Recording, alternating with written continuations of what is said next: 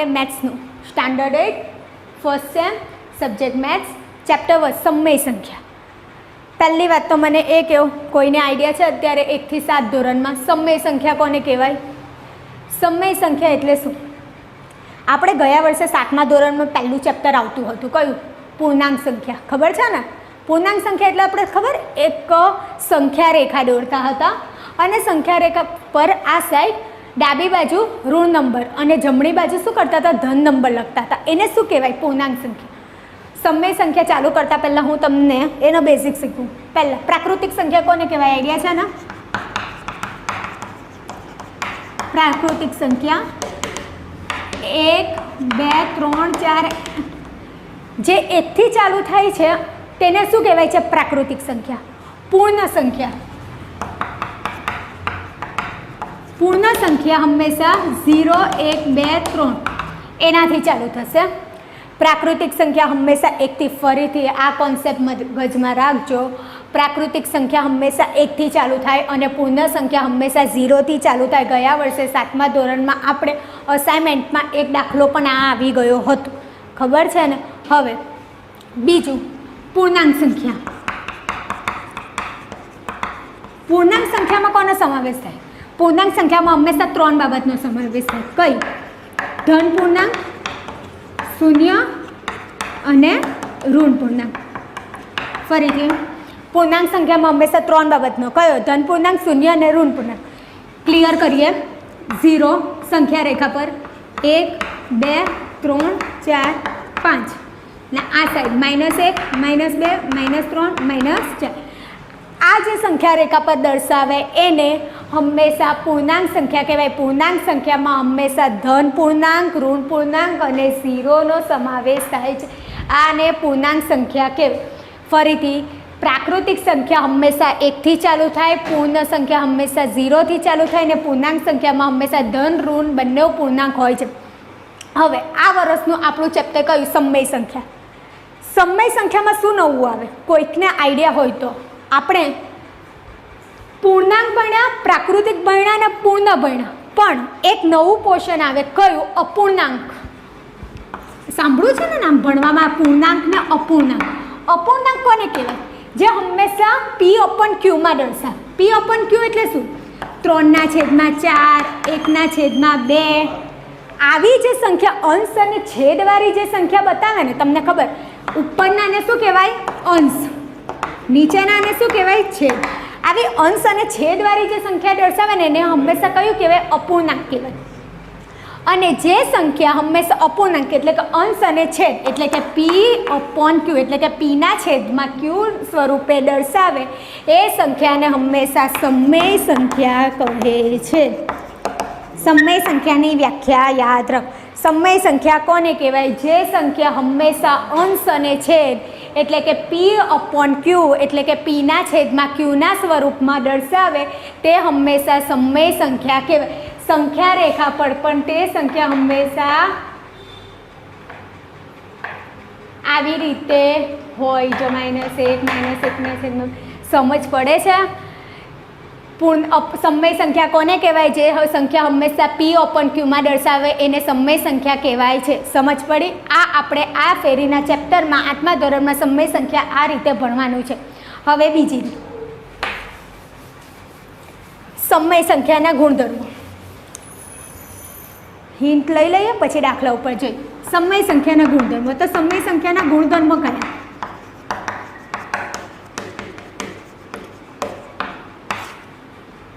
સમય સંખ્યાના ગુણધર્મો કરતા પહેલા સરવાળા આપણે ગયા વર્ષે ભણતા હતા 1 થી 7માં ભણી ગયા. સરવાળાની તટસ્થ સંખ્યા હંમેશા કઈ? સરવાળાની તટસ્થ સંખ્યા હંમેશા કઈ આવે? 0. ને ગુણાકારની તટસ્થ સંખ્યા હંમેશા કઈ આવે? 1. ફરીથી સરવાળાની તટસ્થ સંખ્યા 0 અને ગુણાકારની તટસ્થ સંખ્યા 1. મને કહો કે સરવાળાની તટસ્થ સંખ્યા 0 કેમ લેવામાં આવે? કેમ 0 જ લેવામાં? કારણ કે કોઈ પણ સંખ્યા, ધારો કે કોઈ પણ અંક હોય તેને આપણે 0 વડે એડ કરીએ તો હંમેશા શું આવે? તે સંખ્યા જ આવે. કોઈ પણ કરી જો. 35 + 0 35. એટલે એને સરવાળાની તટસ્થ સંખ્યા કઈ? 0. તટસ્થ સંખ્યા એટલે શું કે તમે જેની સાથે સરવાળો કરો જે સંખ્યા સાથે અને અથવા તો જે સંખ્યા સાથે એનો ગુણાકાર કરવો તો હંમેશા તે સંખ્યા જ આવવી જોઈએ, તેને શું કહેવાય? તટસ્થ સંખ્યા. ફરીથી તટસ્થ સંખ્યા કોને કહેવાય? તટસ્થ એટલે એક સ્થિર કે તમે જેની સાથે સરવાળો કરો અથવા તો જેની સંખ્યા સાથે ગુણાકાર કરો તો તેનો જવાબ હંમેશા તટસ્થ સંખ્યા. એટલે 7 + 0 7 આવ્યો, 35 + 0 35. કેમ? ગુણાકારની તટસ્થ સંખ્યા 1 કરો. 7 × 1 7 આવે, 35 × 1 35 આવે. સમજ પડી? તટસ્થ સંખ્યા કોને કહેવાય? હવે ચાલો આપણે 7 × 0 કરીએ. ધારો કે 0 લઈ ગયા તો 0 તો 0 થઈ જાય ને, 0 સાથે કોઈ પણ વસ્તુ ગુણે તો, એટલે આ વસ્તુ વેલિડ નથી. સરવાળાની તટસ્થ સંખ્યા હંમેશા 0 અને ગુણાકારની તટસ્થ સંખ્યા 1. આટલું માઇન્ડમાં ક્લિયર થયું? આગળ વધીએ. સમય સંખ્યાના ગુણધર્મો. સમય સંખ્યાના ગુણધર્મો કયા? તો પહેલો ગુણધર્મ સંવૃત્તાનો. સંવૃત્તા એટલે શું કહેવાય? કે જે નજીક લાગુ પડતું હોય તેને ક્લોઝર કહેવાય. સંવૃત્તા એટલે શું? આ સમય સંખ્યાના ગુણધર્મ કુલ કેટલા પ્રકારના આવે હું તમને કહું?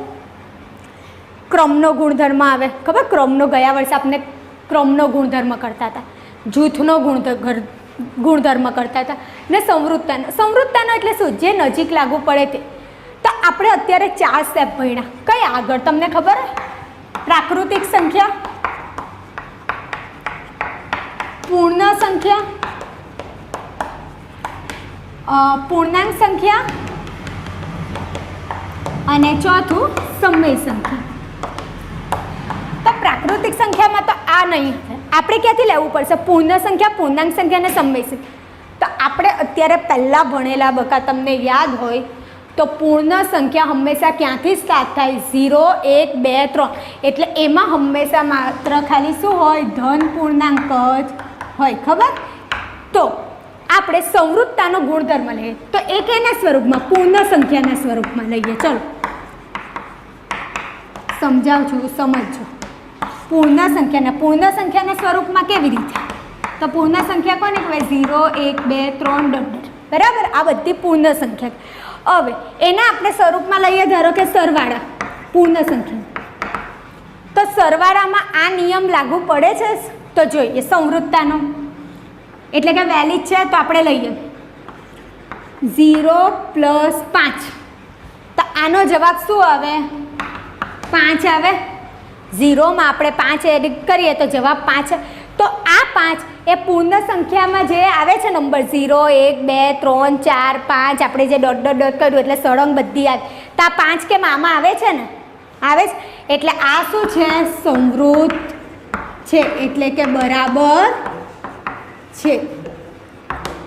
સરવાળામાં તે પૂર્ણ સંખ્યાના સ્વરૂપમાં સંવૃત્તાનો નિયમ લાગુ પડે છે. આનો મિનિંગ આવી રીતે થયો.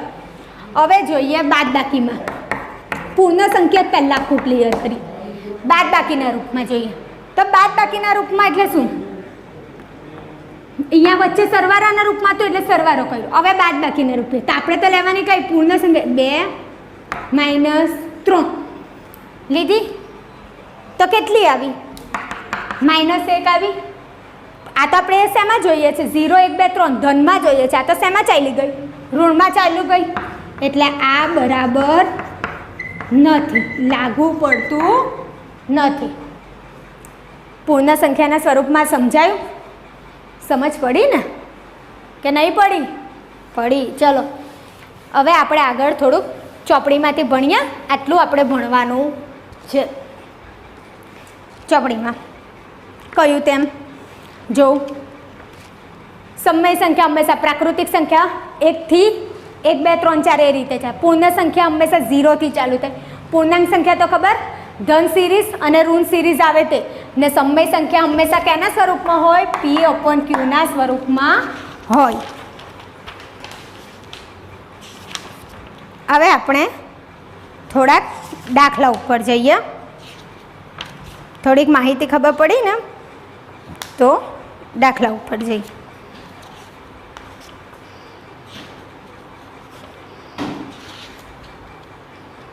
જો આમાં ઉદાહરણ 1 આપેલું છે. રકમ કયું છે? 3/7 -6/11 21 + 5/22. આની શું શોધવાની છે? કિંમત શોધો. ચલો, ગયા વર્ષે આપણે આ દાખલા કરતા હતા. આની શું શોધવાની છે? કિંમત શોધવાની છે. તો આપણે આની કિંમત શોધીએ. પહેલાં તો ગયા વર્ષે પણ આપણે સાદુરૂપવાળા કોઈ પણ દાખલા કરતા હતા તો પહેલો સ્ટેપ હંમેશા શું યાદ રાખવાનો? કૌંસને છોડવાનું. તો આમાં પણ કૌંસ છોડીએ. +6/11 +-8/21 +5/22. નીચે કૌંસ છોડી દેતા અંશ અને છેદ. તો આપણે હવે શું કરવાનું? બધાના છેદ અલગ છે એટલે છેદ સરખા કરવા માટે આપણે શું કરવાનું? પહેલાં લસા લેવાનું. તો લસા લેતા. તો લસા હવે લઈએ. કોનો લેવાનો? તો લઈએ. ચાલો, કોનો લેવાનો લસા? આવડે છે ને લસા? તો 7, 11, 21 ને 22. પહેલાં સ્ટાર્ટિંગ હંમેશા લસા લેવતી વેરી કેમથી કરવાનું? 2 થી. તો 2 વડે 7નો ભાગ ચાલે? ના. એટલે બેઠા. 11 2ના ઘડિયામાં 11 આવે? ના. 2ના ઘડિયામાં 21 પણ નહીં આવે. 2ના ઘડિયામાં 22 આવે ને. 11 દુ 22 થાય ને. ભાગ ચાલી ગયો. હવે 3 થી 2 પછી હવે તો 2 વડે કોઈસો પણ ભાગ ચાલતો નથી એટલે હવે શું લઈશું? 3 થી લઈશું. તો 3ના ઘડિયામાં 7 નહીં આવે. 11 બી 3 × 21 બેટ. હવે તો ખાલી 7 11 છે તો 7 ને 11 એમ આવે? 7ના ઘડિયામાં આવે ને 11ના ઘડિયામાં આવે. લસા તો આવડે ને? 7 એકા 7 7 એકા 7. 11 તો નથી આવતા. હવે છેલ્લું કયું બચ્યું? 11 એકા 11 11 એકા 11 થઈ ગયા. 4 4 1 આવી ગયા નીચે. તો લસા એટલે શું થાય? લસા બરાબર 2 × 3 × 7 × 11. 2 તાળી 6 6 × 7 42 42 × 11 કરો. કેટલા આવ્યા? 462. આપણો શું આવ્યો? લસા આવ્યો. હવે આપણે 7ને કેટલા વડે ગુણીએ તો 462 આવે? તો કેવી રીતે કરવાનું? આપણો લસા શું આવ્યો બકા? 462 આવ્યો ને. હવે આપણે આ બધાને શેની વડે ગુણવાનું છે? 462. તો ચલો 7ને પહેલાં ગણીએ. છેદ સરખા કરીએ ને. તો 7ને તો મને નથી ખબર તો હું કરીશ ખબર. આ જે 462 આવે ને એને શું કરવાનું? 7 વડે ભાગી દેવાનું. એટલે આપણે ખબર પડે કે કેટલા ભાગ્યા 462 કરી, કેટલા ભાગ્યા 7 × 7 કરીએ તો 462 આવે. તો આપણે આને ભાગી દઈએ. જો 7 × 7 = 49 થઈ જાય. તો 7 × 6 = 42. જો કેટલા આવ્યા? 66 શું થાય? 462 થાય. એટલે આને કેટલા વડે ગુણવાનું? 66 વડે. સમજ પડી? આપણે ગયા વર્ષે કરતા હતા યાદ છે ને. હવે 11ના ઘડિયામાં 462 કેટલા આવે? તો 42 × 11. એ પણ એવી રીતે જ કરવાનું. 462 ભાગ્યા 11 એટલે 42. હવે 21ના ઘડિયામાં મને પાછું નથી ખબર તો હું શું કરીશ? 462 ભાગ્યા 21. 21 દુ 42. ચાલ 21 દુ 22. 21 × 22 એટલે કેટલા થાય? 462 ને 22 × 21 એટલે 462. થઈ ગયા ને. હવે આપણે શું કરવાનું? છેદ સરખા કર. તો ચાલો પાછા છેદ આયરા ગુણાકાર કર. હવે આને શું કરવાનું? આની હાથે ગુણવાનું. આને આની હાથે ગુણવાનું. આને આની હાથે. ગયા વર્ષે કરતા હતા ને યાદ છે ને. ચાલો 76 કરો. 3 × 18 ને 19. 2 × 12 25. 252 આવ્યું. હવે 22 એટલે કે 176 ને 21 પંચા 105 ભાગ્યા 462 થઈ ગયા. આને શું કર્યું? 66 × 3 42 × 6 22 × 8 21 × 5 ગુણી નાખ્યા. પતી ગયો. હવે આની શું કરવાની? બાદબાકી કરવાની. જ્યારે પણ કોઈ પણ વસ્તુ આપણે નહીં આવડે ત્યારે આપણે બાદબાકી કેવી રીતે? બબ્બેની પેર બનાવીને કરવાની. તો બબ્બેની પેર કેવી રીતે બનાવી? પહેલાં 198 - 252 કરીએ. ચલો કરીએ. 198 હવે 198માંથી 252 જાય નહીં જાય ને એટલે શું કરીશું -252 પ્લસ 198 પ્લસ માઇનસ માઇનસ 12 4ની ઉપર 14 12માંથી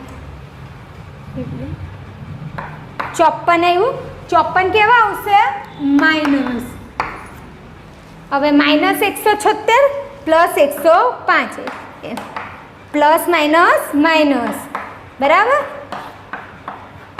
કેટલા આવ્યા 71 પણ કેવા આવશે માઇનસ છેદમાં 462 હવે ચલો માઇનસ માઇનસ શું થશે પ્લસ પણ મોટી સંખ્યાની સાઇન 125 54 પ્લસ 71 125 462 આ આપણો શું આવ્યો જવાબ આવ્યો સમજ પડી દાખલો જો ફરીથી હંમેશા કોઈ પણ દાખલાની કિંમત શોધવાની હોય તો સૌથી પહેલાં શું કરવાનો કાઉન્સ છોડવાનો કાઉન્સ છોડી દીધા કાઉન્સ છોડી એટલે plus minus minus plus minus minus થઈ ગયું હવે આ બધાના છેદ અલગ છે એટલે આપણે એને શું કરવાનું છેદ સરખા તો છેદ સરખા કરવા માટે પહેલું શું કરવાનું લસા લેવું લસા લીધો છેદ તો લસા કેટલો આવ્યો 462 તો હવે આપણે 7ના ઘડિયામાં 462 કેટલું આવે મને નથી ખબર તો મેં શું કર્યું 462 ભાગ્યા 7 કર્યું એટલે 66 આવ્યું એટલે 66 કરીએ 66 7 તો 462 આવે બરાબર એટલે આને 66 વધે આને 42 આને 22 ને આને 21 પછી આ જે આપણે શોધ્યા ને તેને ઉપરના પદ સાથે શું કરવાનું લસા લઈએ એટલે ગુણી નાખવાનું 66 તરી 198 252 22 હતા 176 ને 21 5 105 છેદમાં 462 બેની પેર બનાવી દેવાની કીધું ને આટલું મોટી રકમનું નહીં આવડે તો બસ તો 198 - 252 કર્યું તો 54 ને મોટી સંખ્યાની સાઇન 106 આની માઇનસ સાઇન છે અને આની પ્લસ છે પ્લસ માઇનસ માઇનસ 176માંથી 105 કર્યું એટલે 71 ને મોટી સંખ્યાની સાઇન છેદમાં 462 એટલે જવાબ આવ્યો -125 છેદમાં 462 આ થઈ એ હવે આપણે બીજો દાખલો લઈએ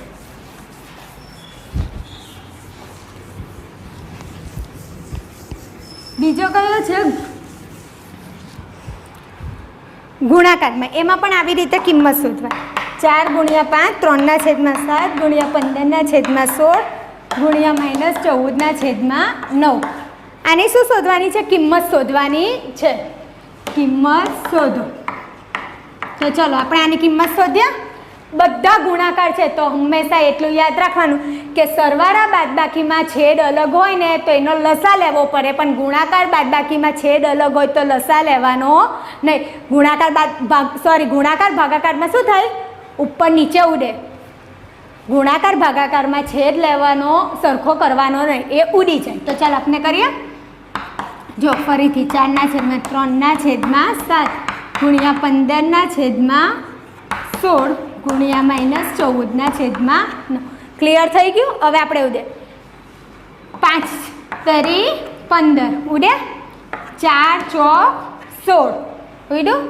3 તરી 9 ને 7 દુ 14 ઉડ્યું ને હા હવે ચાલો અંશના લખી દઈએ હવે તો કશું રહેતું જ નથી ઉડતું નથી હવે જેટલું બાકી છે એટલું લખીએ જો અહીંયા માઇનસ આ 4 ઉડી ગયા પણ માઇનસની ચિહ્ન છે ને એટલે -1 રે ઉપર 3 અહીંયા ઉપર માઇનસનું ચિહ્ન રહી ગયું ને તો આમાં કા બીજું માઇનસ ઉડ્યું એટલે એ રે -3 ગુણ્યા 2 છેદમાં 4 ગુણ્યા 3 જો હવે આ 3 પણ પાછા ચાલ્યા જાય ઉડી ગયા 2 દુ 4 ઉડી ગયા ઉપર કઈ બચ્યું કશું નથી બચ્યું એટલે માઇનસ ખાલી બચ્યું તે માઇનસ લખવાનું ને ઉપર કઈ નહીં બચ્યું હોય તો 1 છેદમાં 2 આપણો જવાબ આવી ગયો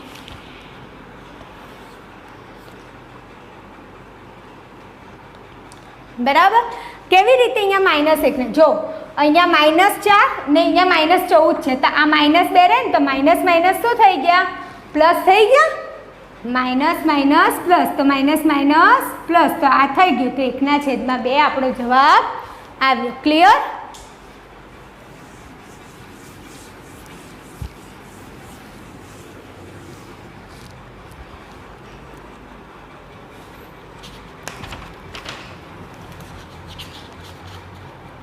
હવે આપણે ગયા વર્ષે ખબર બકા વિરોધી સંખ્યા ભણતા હતા. હવે વિરોધી સંખ્યા કોને કહેવાય યાદ છે ને? અપોઝિટ. ધારો કે 5, 5ની વિરોધી કઈ? -3. ધન પૂર્ણાંક હોય તેની વિરોધી ઋણ પૂર્ણાંક કરી દેવાની, ઋણ પૂર્ણાંક હોય તેની વિરોધી ધન પૂર્ણાંક કરી દેવાની. જો ધારો કે -3 હોય તેની વિરોધી કઈ થાય? 3. હવે વ્યસ્ત સંખ્યા કોને કહેવાય? વ્યસ્ત સંખ્યા. ધારો કે 2/5 હોય તાની વ્યસ્ત. વ્યસ્ત મીન્સ શું થાય? ઉલટું કરી દેવાનું. ભણતા હતા ને તાનું ઉલટું શું થઈ જાય? 5/2. 4/3 હોય તો શું થઈ જાય? 3/4. વિરોધીમાં શું કરવાનું? ધનનું ઋણ કરી દેવાનું, ઋણનું ધન કરીને. વ્યસ્તમાં શું કરવા? 2/5 એનું ઉલટું 5/2 ને 4/3 એનું ઉલટું 3/4. પછી તું હવે આપણે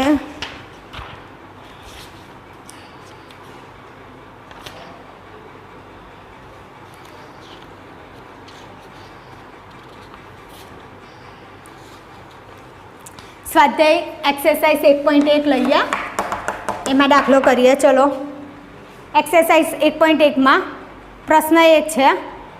ચલો પ્રશ્ન 1નો પહેલો દાખલો કરીએ. કયો? માઇનસ કિંમત શોધવાની છે.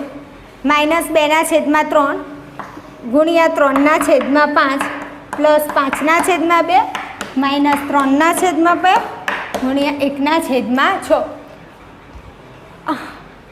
આપણે આ દાખલો છે, આની શું શોધવાની છે? કિંમત શોધવાની છે. હવે યોગ્ય ગુણધર્મનો. યોગ્ય ગુણધર્મ એટલે કયો? આપણે ગયા વર્ષે ક્રમનો ગુણધર્મ ને જૂથનો ગુણધર્મ.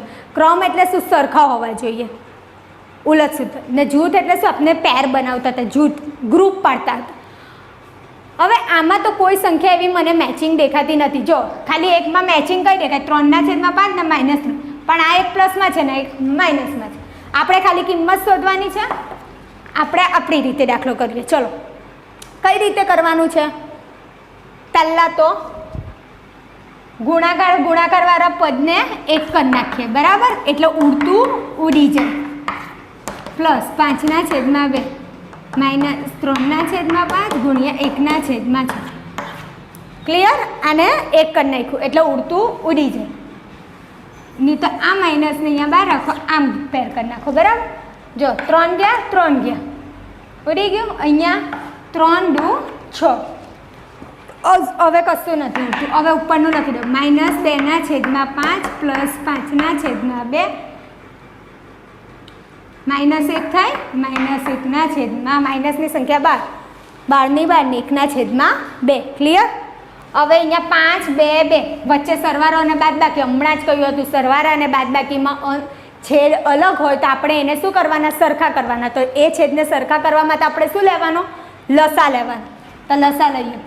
2 ને 5નો લસા આવશે. 2 2 ને 5. તો ચલો લસા લઈએ. 5 2 અને 2.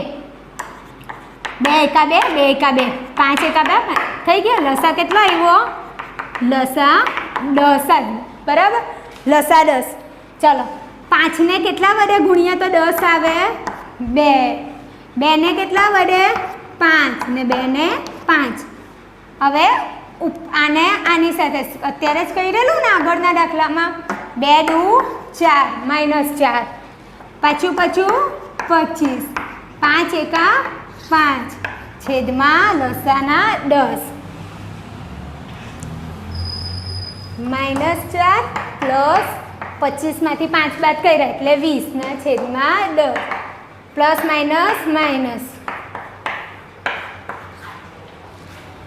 16/10. 16/10. હવે આના ભાગ પડે તો પાડી દો, ઉડતું ઉડાડી દેવું. તો કેવી રીતે? 8 × 16 ને 5 × 10. ઉડતું ઉડી ગયું એટલે 8/5.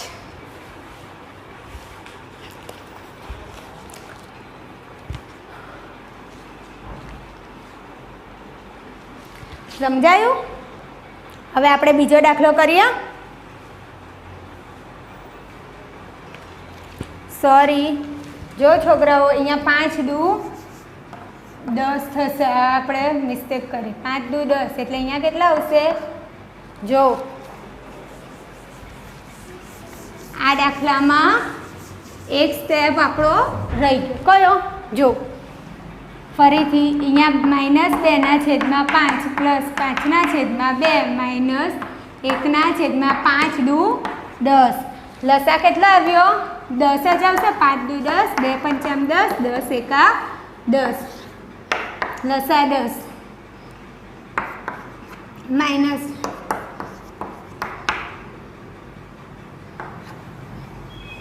થઈ ગયા 10 એકા 10. હવે કરો. હવે શું થશે?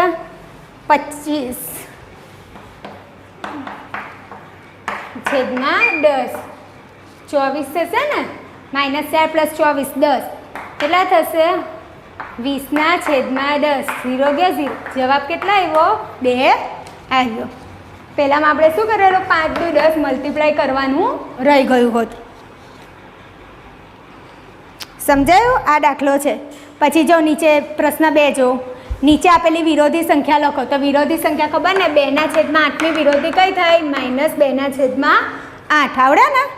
ધનનું ઋણ કરવાનું, ઋણનું ધન કરવાનું. ઘરે ટ્રાય કરજો. વ્યસ્ત સંખ્યા વ્યસ્ત અત્યારે શીખવી. શું કરી નાખવાનું? જો ક્યાં છે? 1/5 છે તો 1/5ની વ્યસ્ત શું થાય? 5/1 બરાબર 5. આગળના દાખલા બધા એ રીતના છે. ટ્રાય ઘરે કરજો.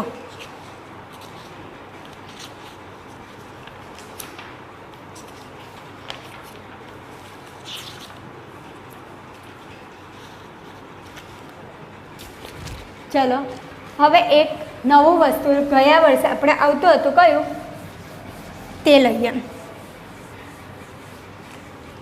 જો હેડિંગ આ છે, -5/6 અને 5/8 વચ્ચે આવતી 10 સમય સંખ્યા લખો.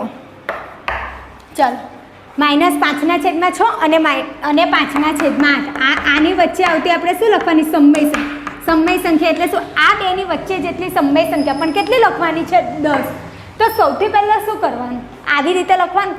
આના અંશ અલગ, આ અંશ સરખા છે, છેદ અલગ છે. તો આપણે આનો પહેલાં શું કરવાના? છેદ સરખા કરવાના. તો 6 અને 8 છે તેનો શું કરી લેવાનો? લસા લેવાનો. 2 તરી 6, 2 ચોક 8, 3, 2 દુ 4, 2 એકા 2, 3 એકા 3, 2 દુ 4 દુ 8 તરી 24. લસા કેટલો આવ્યો? 24 આવ્યો. તો અહીંયા શું કરવાનું? 6 ચોક 24 ને 8 તરી 24. હવે આને ગુણી નાખીએ. આપણે કરીએ 5 ચોક 20/24 અને 5 તરી 15/24. થઈ ગયું? -20 અને 15 બંનેના છેદ સરખા થઈ ગયા. હવે આપણે સંખ્યા રેખા પર કરીએ છીએ આમ 0, -1, -2, -3, -4, -5, 6, 7, 8, 9, 10 એવી રીતે લખીએ છીએ ને જ્યારે સંખ્યા રેખા ઉપર. જો ઉપર લખું -1, -2, -3, આ સાઈડ બધી ધન આવશે, આ સાઈડ ઋણ આવશે. 5, 6, 7, 8, 9, 10, 12, 13, 14, 15, 16, 17, 18, 19, 20. હવે -20 અને 15ની વચ્ચેની સમય સંખ્યા. -20 અહીંયા આવે ને +15 ક્યાં આવે? આ 0 છે ને એની આ બાજુ બધી. તો આ બંને વચ્ચે કેટલી સમય સંખ્યા લખવાની છે? તો આ બધાની વચ્ચે જેટલી આવતી હોય ને એ બધી સંખ્યા લખી. તો -20. તો -20 પહેલાં કઈ આવે? -19/24, -18/24, -17/24, -16/24, -15/24, -14/24,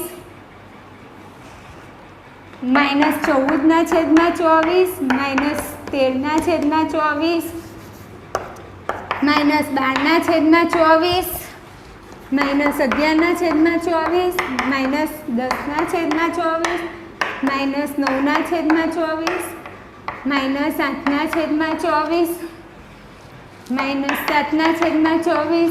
થઈ ગઈ? 1, 2, 3, 4, 5, 6, 7, 8, 9, 10 થઈ ગઈ ને? 10 જ આપણે લખવાની છે. આ બધી વધારાની આપણો જવાબ. સમજાયું? આવી રીતે કોઈ બે વચ્ચેની સમય સંખ્યા શોધવાની હોય તો શું કરવાનું? આ બંનેના પહેલાં છેદ સરખા કરવાના, છેદ કરીએ એટલે લસા લેવાનો, લસા કેટલો આવ્યો? 24. પછી છે ને આને ભૂલી જવાનું, પછી આને ધ્યાન રાખવું. કઈ આવી ઉપર? -20 અને 15. તે બંને વચ્ચે જેટલી પણ આવે સંખ્યા રેખા પર જોવાનું, ઉતરતા ક્રમમાં જવાનું. એટલે -20, 19, 18, 17, 16 આવ્યું. એ આપણી સમય રેખા.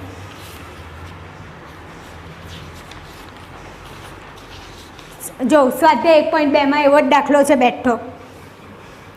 હવે જો સંખ્યા પણ નિરૂપણ કરવાનું છે. પહેલો પ્રશ્ન 7/4 આવડે ને?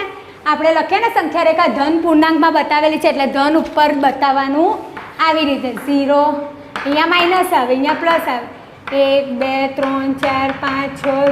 તો શું છે? 7/4. તો 7/4 ક્યાં આવે? મને નથી ખબર. 8 9 10 સંખ્યા રેખા પર આવી રીતે છે. તો આપણે શું કરવાનું? આને ભાગી નાખવાનું. 7/4. 4 તો 4ના ઘડિયામાં 7 નહીં આવે, ભાગ નહીં ચાલે. જો 4 એકા 4 દુ 8 તો વધી જાય ઉપરથી. 4 7 28. 1.7 એટલે 1.7 ક્યાં આવે? અહીંયા આવે. તો આ સંખ્યા રેખા પર અહીંયા બતાવવાનું 7/4. સમજાયું? 1 અને 2 ની વચ્ચે 1.7 આવે ને? 1 1.1 1.2 1.3 1.4 1.5 1.6 1.7 1.8 1.9 ને 2. પછી 2 ને 3 ની વચ્ચે કેટલી આવે? 2.1 2.2 2.3 2.4 2.5 2.6 2.7 8 9 3. સમજ પડી? જો સ્વાધ્યાય 1.2 આવી રીતે કરવાનું છે. સમજાઈ ગયું?